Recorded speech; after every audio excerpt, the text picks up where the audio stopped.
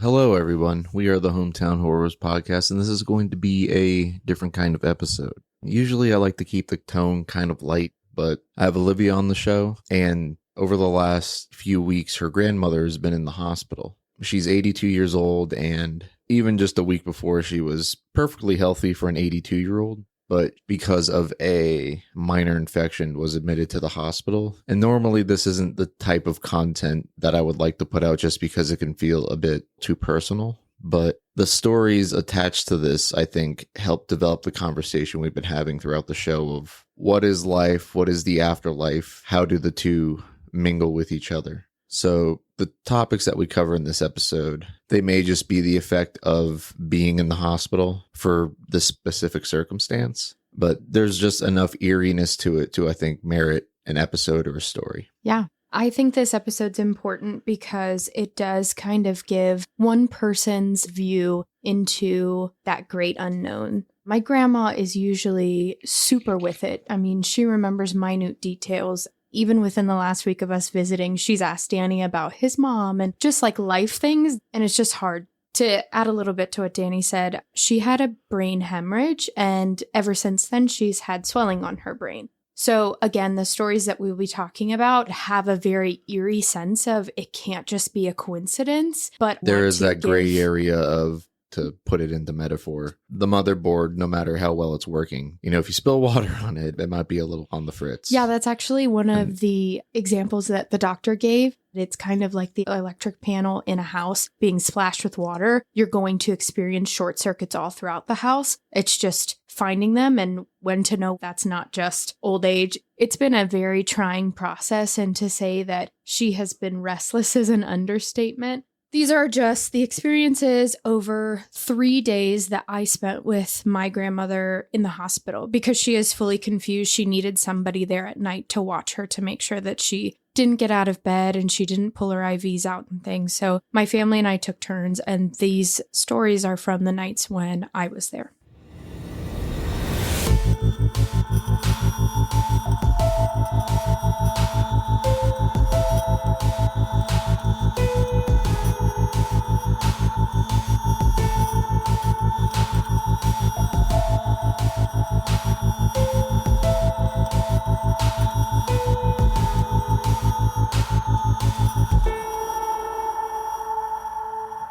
So the very first day that I got there, she was very confused.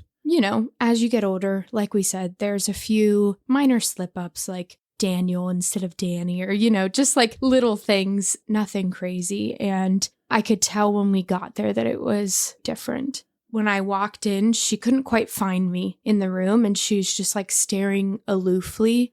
Her eyes just traveled the room and would lock on corners that weren't actually where any people who were speaking to her were. And I think you could just chalk that up to disorientation. And that was what the doctor said, that some of this could just be hospital delusion. So go into what hospital delusion is. Hospital delusion is just the state of being in a foreign place. Not only is it your body adjusting to that, but because of the sights, the sounds, the smells of the hospital, your senses are overwhelmed, adding to any kind of exhaustion or confusion you might already have. Yeah. Confusion is a term that I always understand to be slight temporary thing throughout the day. Like maybe you misheard a sentence, but to hear it used in a medical sense, and it's weird. So hard to wrap my brain around because, like I said, my grandma is so sharp, like a tack.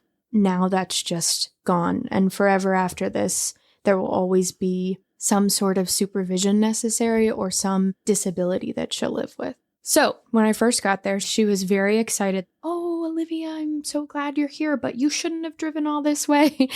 All of her antidotes of love are served with a side of, you didn't have to do that for me. Like, I know you have a busy life. Thank you. I appreciate you. But up until this point, my grandmother never really expressed any true emotion. I can count on one hand the amount of times she said, I love you. And ever since the brain injury, she said, I love you every single time that I see her, at least 10 times. But we hung out and we talked. You could tell that she was getting agitated. If she wasn't given something to do or think about, she would start to pull out her lead lines or other things. So we were just constantly trying to talk to her to distract her so she wouldn't mess with the things that needed to be in place for her treatments. So that's kind of what our main job was in being there.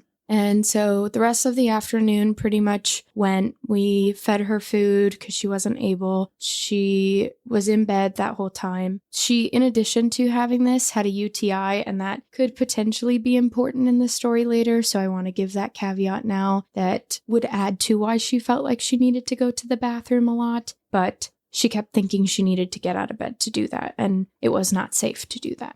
So on the first night that I was there, my mother and I stayed over. The nurse came in and she had apparently stayed with my mother in the room the night before because my grandma was very aggravated and restless in the night. And so it took two of them to keep my grandmother in bed, which is why I offered the following night to stay with my mother. And so, as I said, there's so many sounds and sights and smells that are happening all around you. It's next to impossible to actually sleep in a hospital if you've never tried to do it before. But we all probably laid down at around 9:30-ish. And by laid down, my mom and I were propped up in chairs near Grandma's bed in case she did get confused and needed us to be close. And I remember after I sat down in my chair, my grandma yelled for me. She said, "Olivia, come here, hold my hand." And I was like, "Okay, what's wrong?" And she said, "We just want you to know that everyone here loves you." I said, "Oh, well, it's just you and me and Mom right now." And she said, "No, I'm talking about everyone." The rest of my family had gone home earlier when visiting hours ended. And she was like, "I'm not talking about them. You need to know that everyone here loves you and that they're proud of you and you're doing a good job." And that was like the first thing that happened that night that kind of just sent a shiver down my spine. Yeah, that's deeply creepy. Right. And she wasn't in a state that I could actually like argue with her that it was only Mom and I in the room. Because she may still just be in the state of mind that everyone else is still here somewhere. She kept and getting then she in kind of cyclical loops. went away from that. Yeah.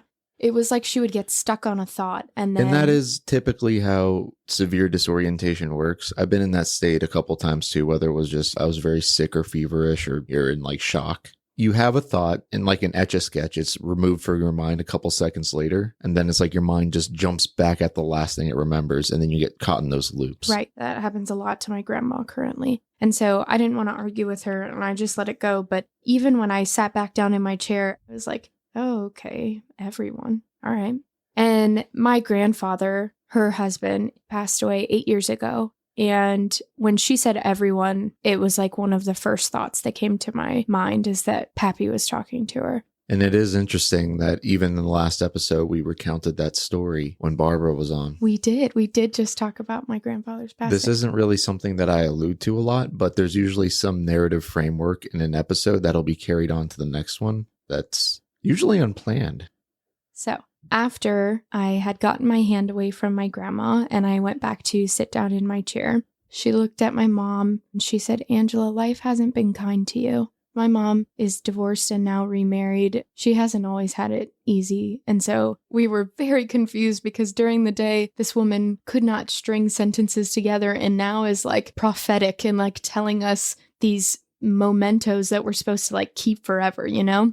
Yeah, and I think you could also attribute that to just fear that if the curtain really is closing, like I need to get out some salient final thoughts. And you'll definitely hear that in the later stories that I'll tell because some of these scared her so much. So my mom looked at her and she was like, "No, but I'm okay." And my mom and I are both in tears at this point. She said, "Well, I can't leave you. You're not okay. I have to be here." Finally, we got her to calm back down again, and we both sat down in our chairs again. And we repeated this cycle for probably another 4 times every 30 minutes until it got to be 3:21 in the morning, and she sprang up out of bed. I mean, she shot straight up into the air. I didn't know she could move that fast. Mom and I both like sat up immediately because we heard the hospital bed crunches and whatnot. And she was making to get out of that bed, starting to rip her covers off, and she was starting to pull out her IVs. And so Mom and I are standing on both sides of her and we start to like pull the covers back up, put the things back on. We're trying to just help keep her in bed. We're like, "You're in the hospital. It's okay. It's Angela and Olivia. We're here for you. You don't need to worry." She's like, "Okay, I'm in the hospital," starting to repeat the sentences and starting to calm down. And then all of a sudden she starts to look over towards where the door was.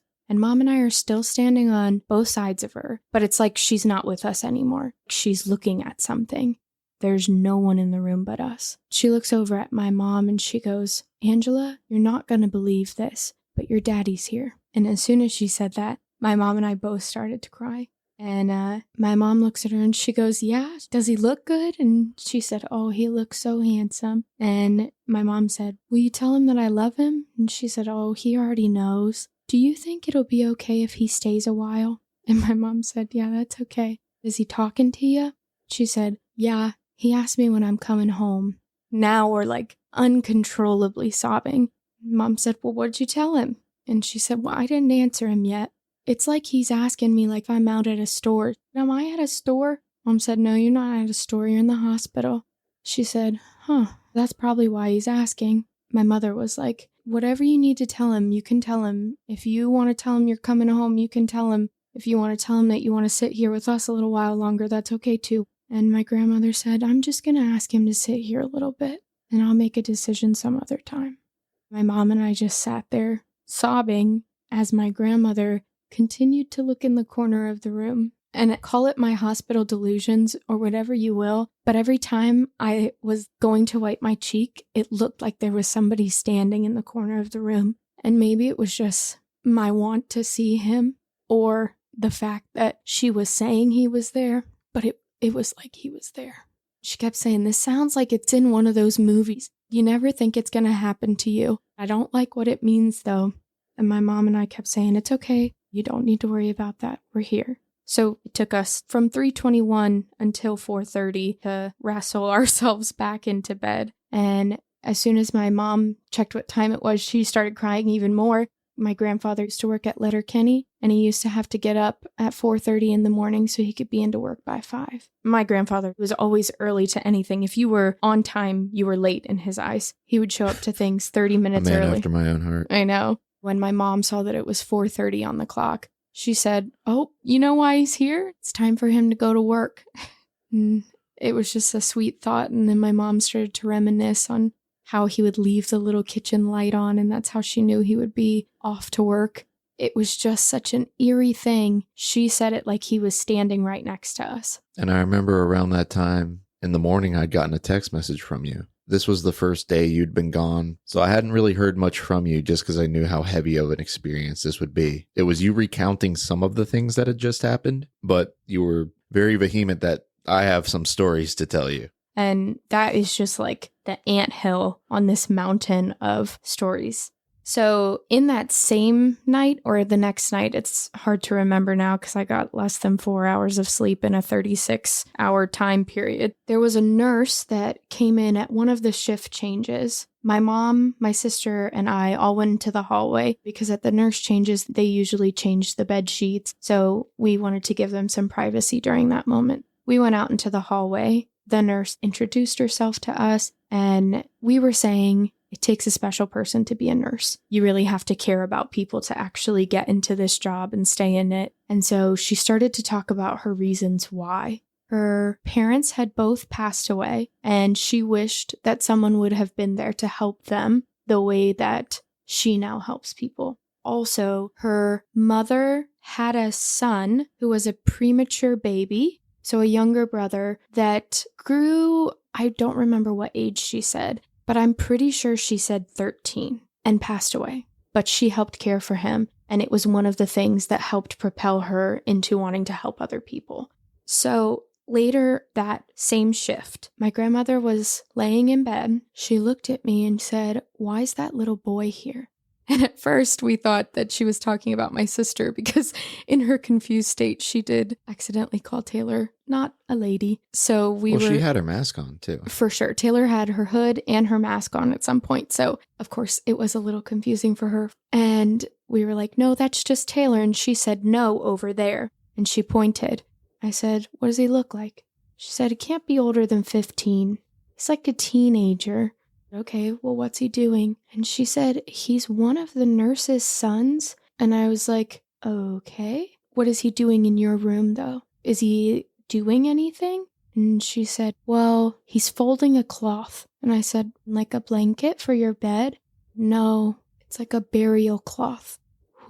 who is it for? She looked at me and she gave me one of her infamous sassy stares like I was stupider than a box of rocks.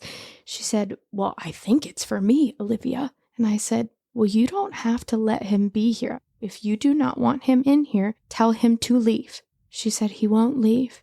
Well, is he still touching the cloth? And she said, yeah, he's bringing it closer. I said, just tell him to leave. We had to reassure her for like 10 minutes after that he wasn't going to bother her. And eventually she calmed down. She let go of the thought. But when she said it was a nurse's son, even if it wasn't exactly to the details that we heard in the hallway, where did that come from? Do you know what time of night that was? It wasn't more than like 8 o'clock. So I think that all of that was night one. We probably went to sleep after 4 and then didn't get up until 6. So I probably got 2 hours of sleep that night. So then it was the next day. I stayed all day in the hospital. I did not leave. My mother went home because she had done 2 nights in a row. So she left in the morning. When my mother went to leave, it was probably around noon and my sister came in. So in the room was Taylor, me, and my grandma. And she got stuck in this cycle of saying goodbye. She kept saying, bye, sister. Bye, babe. See ya. Thanks. Over and over and over. It happened like every 2 minutes. And I came over and I was like holding her hand. I was like, no, Mom already left. It's just Taylor and I, and we're going to be here for the rest of the day. And to be clear, your grandmother doesn't have a sister. But she has an aunt who is the same age as her, as close as you could get to sisters. And had she passed? She is passed. When she kept saying, bye, sister. Bye, babe. See you later. Thanks. She just kept repeating that over and over. And Taylor and I thought that she was trying to say goodbye to us. And I was like, no, Grandma, like we're staying. You don't need to worry. We're here. And it took us until one of the experiences later for me to realize that she was never talking to us. Later that morning, she had a lot of different nurses coming in, PT, OT, all trying to check, kind of like they do after a stroke to make sure you have basic motor functions. And so speech was the lady who was in there. She was the sweetest nurse ever. Shouts to Skyla. She was testing my grandma on items around the room. She would point to something and my grandma was supposed to name it. And she repeated this a couple times around the room. There were probably like 30 things she asked her. And during the middle of it, my grandmother grabbed Skyla's hand gently, and she said, you're not going to believe this. Religious or not, my husband's here. And the nurse looks at me, I guess, for inquiry on where the husband might be. I said, my grandfather has passed. And I joked, long as Pappy's not giving you the answers to this test you're taking, he can stay as long as you want, but it's supposed to be all from your brain. And she said, well, he's not giving me the answers. He's just sitting here, and he's just giving me a little pat on my hand every time I get it right. I was like, oh. Again, if her brain was trying to concoct something to help her feel better, they were the most lucid moments that I saw from her, even though to other people she sounded crazy. You could tell how real it felt to her. It was like one of the only times where she would actually look at something because the rest of the time she couldn't see you. And she would talk to it like it was there, like you or I. And the little nurse, bless her heart, she was like, oh, that's very nice. And she didn't know what to say to her. Did she seem flapped by it? Like something she'd not really heard as a nurse much? Because I'm sure this must be common in hospitals. She just looked shocked for a second, and then she bounced right back. And so that night, my mom, aunt, uncle, grandmother's brother, and sister-in-law all stopped over. We hung out for a bit. She wanted to tell everyone about her day. She couldn't really remember a lot of the details, so I filled in a lot of the blanks. While our family was sitting there, she looked at her brother and she said, Bob, you're not going to believe this, but Earl was here. That's my grandfather's name. Bob said, I heard that. You're not going to believe how I really, truly believe you think you saw that. He made it very convoluted, and we were like, okay, so you don't believe her. Because he was in the hospital 2 years ago, and he truly had hallucinations.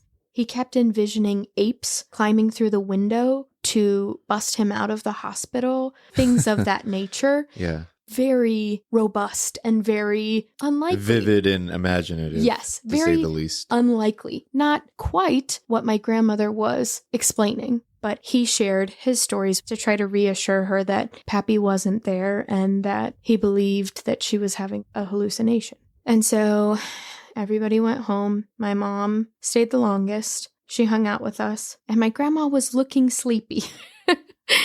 My aunt, before she left, she leaned over at my grandmother and she looked at her and she said, "Now, Mom, you're going to show these girls how good of a sleeper you are tonight." Because I guess the first night she was there, she did not do that for my mother. And that's why all the rest of us took shifts staying there. And so this was the first night that my aunt and my mother were not there during the nighttime. It was Taylor and I. So I remember when my mom went to leave, probably like 30 minutes after, it's about 10 o'clock. The lights again are dimmed. Taylor and I are kind of getting comfortable in chairs. She sits up and she goes, "Angela." And we were like, "No, Mom's already gone." She said, "Well, why? I miss her. Can you bring her back? I miss her." "It's okay. We're going to have a sleepover, remember? Lisa said you're going to do a lot of sleeping tonight." She said, "Oh, I remember. Okay, I'll lay down." And so for like the first 2 hours, my grandmother did exactly that.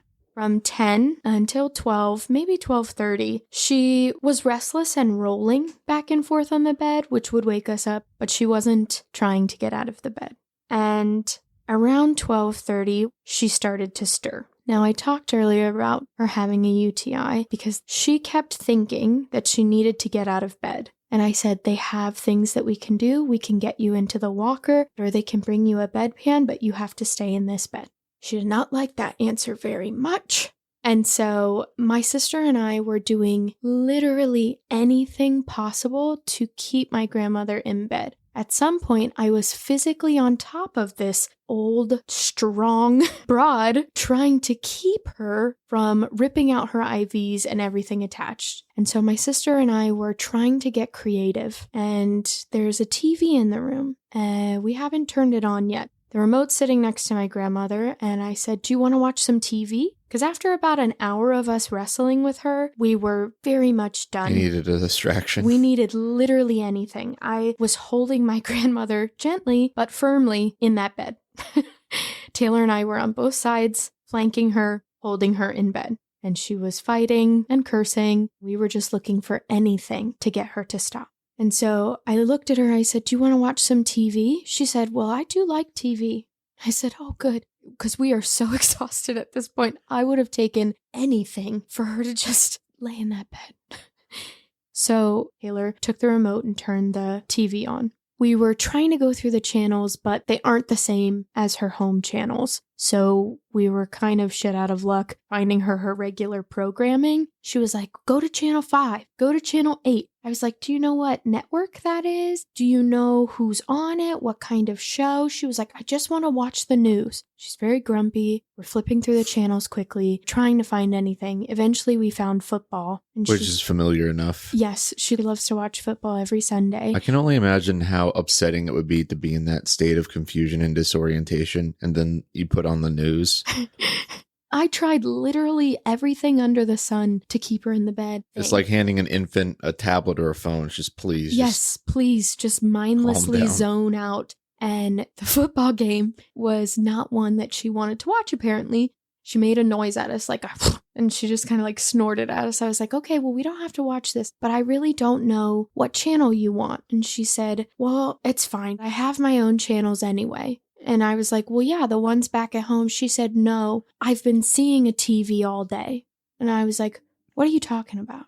She said, "I've been seeing channels." And I was like, "Well, what's on the channels?" She said, "They're all moments from my life." And Taylor and I looked at each other and we both started to cry because that's a very famous expression. Your life flashes before your eyes. And she has just confirmed that she is seeing channels of her life like they're on some kind of TV. More so, it also sounds like she's been focusing on this might be the end this entire time. I think that might be what separates her from her brother. Whereas he probably didn't think that was the end of his life, so his hallucinations were about him getting up and back in action. Well, Bob was in a really rough state. I mean, they did not think he was going to pull through that. They're very different personalities, and I think that Bob would have let go easier. I'm telling you, the way she fought in that bed with us, she wasn't going down without a fight.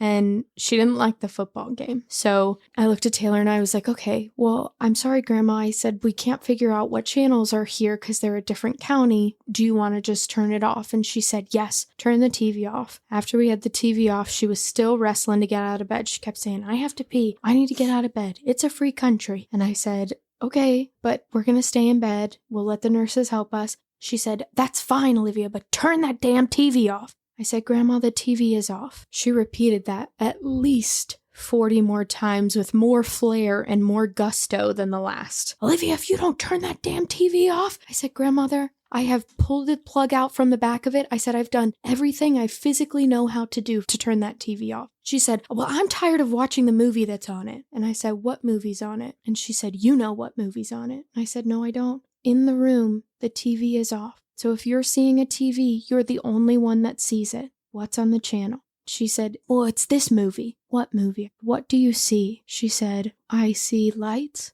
I see a closet. I see green walls. She started to describe the hospital room that we were in. She said, I see you. I see Taylor. I see this hospital bed. And I know how it ends. I don't want to watch how it ends. I said, what do you mean? She said, you know as well as I do how this ends. I said, Grandma, there are two things that could happen here. You could get better if you stay in this bed where you are safe. Or if Pappy comes back to visit you and you want to go home with him, you can. She said, well, we know that the second option isn't a choice. The end of this movie is me dying in this hospital bed. And I said, again, it doesn't have to be how it is. If you don't want to watch that movie, turn it off. She said, I asked you to turn it off. She's screaming at Taylor and I about turning this TV off. I asked you to turn it off. I said, Grandma, I already did. It's unplugged. I can't do anything more about the TV. If there is a TV that you are seeing, it is in your brain. If you close your eyes, maybe if you just start to think about all of the other parts of the movie that aren't the ending, it'll turn off itself. She closed her eyes really hard and she opened them back up. She said, it didn't work. I said, well, you didn't really let yourself calm down. You got to just close your eyes, take a deep breath. Let's look at the part of the movie that aren't the ending. When we used to do the yard sale over the summer, when you got married, when you gave birth to Lisa, when you gave birth to Mom, when you found out that you were going to be a grandma. We don't have to look about the end right now. She said, well, it's still on. I can see all of those other channels and this one. I said, just don't look at it. Just close your eye and let's just take a deep breath. She just started going, I said, Grandma, that's not a deep breath. And at this point, she was just hysterical about the TV. I said, well, maybe if you can't turn it off, you can just change the channel. She said, no, I can't get it to turn off. Turn the damn TV off. And at this point, she's crying. And so Taylor and I, again, are sobbing because I am so out of answers at this point, and I have no idea how to aid her in this. And eventually, the nurses came in, and they gave her her medicine, and she calmed down. And we maybe got like 2 more hours of sleep after that, and then she was up and at 'em again. It took 2 nurses and myself to keep her in bed, and then eventually breakfast was there. But that whole night, she would not stop talking about turning the TV off. And so the next day, we ate breakfast, and it was like there was a totally different woman sitting in front of me, eating her cute little pudding for breakfast. I'm spoon feeding her. I'm doing like a little choo-choo train, chugga, chugga, chugga, chugga, chugga, chugga. And she's smiling and she's giggling and I'm crying again because this is not the woman that was here last night. And there are bruises on her arms where she ripped out her cords. And there are things that like prove that last night was real because I just could not believe the drastic switch from the night before to what I was experiencing now. And so we get through breakfast. The new nurses come in and they play this little game with her where she has to touch her nose and then touch their finger and then touch her nose, and they would move their finger to see if she could follow it, and she aced it. She did such a good job. After the nurse walked out, she looks at me and she sticks her finger on her nose. And I was like, oh, do you want to play again? I said, I'll play with you. And so I stuck my finger out and she started to play with me to follow my finger, to touch her nose, to follow my finger, to touch her nose. And she said, Olivia, why won't you turn that damn TV off? I said, Grandma, it's off. At some point during our escapades, I got very creative. I turned one of the blankets into a tarp and threw it over the TV. Because not only was she going on about the TV during the night, at some point she got stuck on the clock as well. She said, time just keeps ticking. ticking, ticking, ticking. There's so many numbers on that clock, and the time just keeps ticking, ticking, ticking. I couldn't listen to it anymore, and I covered both the TV and the clock on the wall. I think that's ultimately what calmed her down. But when she looked at me that next morning and said, "Why won't you turn that damn TV off?" I said, "Grandma, it is. Look, there's a tarp up there. You can't see it." I said, "There's no TV." She said, "It's still on." She said, "And now this guy's calling me about it." I said, "What do you mean? No one's calling you. There's no one in here but Taylor and I." She said, "This man keeps leaving this damn recording." "What's he saying?" She said, "He's given me instructions on how to turn the TV off." I said, "What did he say?" She said, "I don't know. I'm not listening to the recording." I said, "Okay. Did he say who he is?" She said, "Yeah, he just keeps repeating his name at the end of the recording." And I was like, "What does he say?" She goes, "Anonymity, anonymity, anonymity, anonymity." And she just kept saying it ad nauseum for like a minute. What the hell? This entire experience sounds a lot like an indie film student's final project. You're so right. I mean, the goosebumps I got when she said anonymity, this is unreal. Because it'd be one thing to understand that this might be your brain's manufacturing narrative to try and help you transition from life to death, but it's just so weird. Where did she come up with anonymity? She couldn't tell you what a fork was the day before. Where is this coming from? Okay, well, maybe you should listen to the recording. She said, "I don't want to listen to it. I don't want to turn the TV off. I want to live." So we're breaking down the metaphorical wall. Correct. The movie is her life. She broke it down for us. Taylor and I were piecing together the things she was giving us on the surface, but we're again just making inferences based on what we're hearing. Yeah. We don't actually know what she's experiencing there. She is so confused that we're just getting tiny snapshots or slivers into what's being processed underneath. And so I said, "Maybe you should listen to the recording." She said, "I'm not listening to that recording." She said, "He's telling me how I can turn the TV off or how I can change the channel." And so I walked over to her again because you could see she was getting agitated, and I grabbed her hand and I said, "Grandma, if you want to change the channel, you have to lay in this bed and you have to do what the nurses say so that you can get better. That is how we change the channel. That is how we change the end of this movie. If you don't want the movie to end like you thought it did last night, you have to stay here. You have to listen to people and you have to get better." She said, "But I don't want it to end." And I said, "Okay, so then let's do those things. You can look at this man right now, recording or not, and tell him to leave. You know how to change the channel." And she got in one of those cyclical loops again, where she was saying bye to somebody. And this is where Taylor and I realized, first time, when we thought she was saying goodbye to us, was not actually to us. Because she did the exact same thing again. She looks at him, she said, "You need to leave now. Goodbye. Get out. No, thank you." She just kept saying these things, which clearly weren't at us, but we are sitting right there. And she is saying them like there is someone else in that room. It's like a number of people and a number of different guises came to try and usher her into the light, so to speak. That's what it felt like. And that's not even all of them. So later in that same day, she looks at me and she goes, "Well, who's that guy?" I said, "Grandma, it's just Taylor and I in here again." She said, "No, that man in the plaid. What is he doing here?" I said, "I don't know him, Grandma. If you don't want him to be here, tell him to leave." She said, "Well, he's just standing there. I guess he's not hurting anything." I mean, scaring the living shit out of you guys, Yeah. sure, but... Right. He's not hurting you, but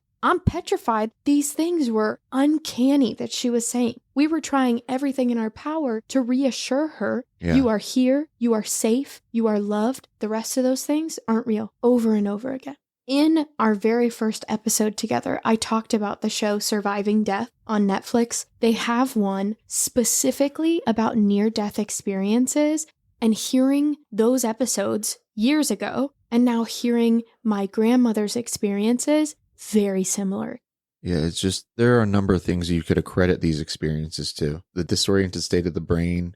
I don't think these stories are particularly uncommon. I mean, whenever you hear about somebody going through this process, there's always a couple of strange things. But in my life specifically, whenever a grandparent is passed, it was always like a vampire sucked all the life out of them. They're almost always like nonverbal, unable to move, just very tired. And she still sounds very, very sharp. On day 4, when I arrived, that did not seem like somebody that was close to dying. It was a Saturday, so that's when everybody that hadn't been able to visit finally had some time off work to go. We spent 5 hours in the hospital, and then you and I both drove back home. and we were both wiped. It wasn't a necessarily hard day to be there. She had been more cognizant of what was around her than the previous 3 days, but you'd barely had any sleep, and even the sleep you did have was in a chair or on a rickety hospital bed. We both just got home, got ready to go to bed, and then just died. We were done.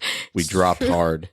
And at 4:30 that morning, our aloe plant decided to do a gainer off of its stand. I texted my mom immediately and I asked her, is Grandma okay? That plant has lived on that shelf for at least a year and a half now. Never once had it fallen. None of those plants have ever fallen. The only thing that fell was a plant and a picture of my mother in front of the plant on the shelf. And that night, it was only your mom staying with your grandma in the hospital. Yep. So he might not have gone back to see her, but he definitely wanted me to know he was awake.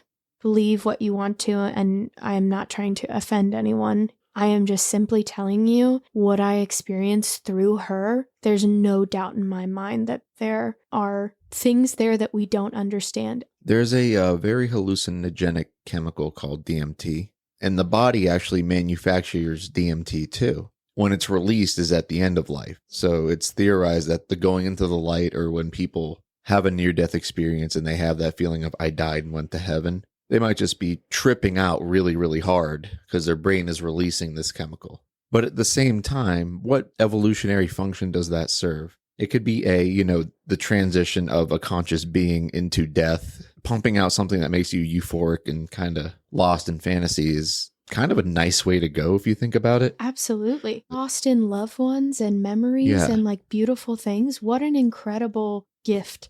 Yeah, it seems to be the brain's way of giving a person catharsis for their life, a feeling of resolution and completeness before, I guess, shedding the mortal coil. I think the most comforting part of it is that there is value to every single lived human experience. And to think that they all get their nice conclusion in one way or another, where maybe as they're transitioning or their body's giving out, they have that flash and they can leave life fulfilled. Yeah. Whether you believe it's a spiritual thing or just a function of the body. And even if it is just that chemical, my goal in sharing this is that if one person out there has an experience like this or knows somebody who did, that you don't feel crazy or that you feel seen, because I wouldn't believe it either if I wasn't there. She told my mother and I that Pappy said he would be back at 4:30. He said, same time, same place. She said, I'll be here. And so he was going to come meet her. She was asleep. I watched the clock at 4:30, then the following night just to see if he came by, but she was asleep. So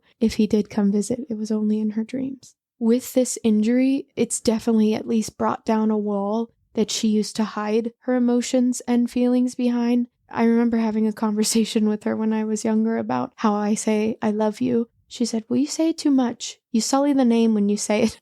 And I was like, no, you just need to know every time that I see you, I love you. In case it's the last time I see you, you need to know that I love you. She said, I know it. You don't need to say it. But now she called me yesterday with my mom and she said, I love you at least 3 times. So the holidays were kind of weird for us. Merry Christmas, everyone. Or Happy Kwanzaa. Hanukkah, Merry Christmas. Whatever you crazy celebrate, Kwanzaa we out love there. you and Festivus. we're so happy for you. Yeah, happy Diwali, holidays, even though everybody. it's earlier, Eid. This episode won't be out until 2024, but man, what a way to wrap up a year. At some point when she kept saying, I don't like how the movie ends. I don't like how the movie ends. I was so frustrated. I looked at her. I said, Grandma, everyone's movie ends like that. yeah, We all end that way. I said, you're just lucky enough to have people who love you around you. everyone's movie will end eventually. It's true. That is something that we'll all have to contend with one day, Yep. whether we think we will or not. No matter what you believe, your story will end. Whatever it is, I'm just grateful that I got to peek behind the curtain at Oz. And even if it's not that I got to peek, I'm just grateful for the experiences that I had. Yeah, the experiences that you have in life are precious, no matter the end. There are ups and downs, no matter what, but treasure the people around you and live to the fullest. That's it. I hope everyone in the lives of our listeners is happy and healthy. And if you are going through it, I hope the show has at least been a comfort to you in your tough time. See you next time.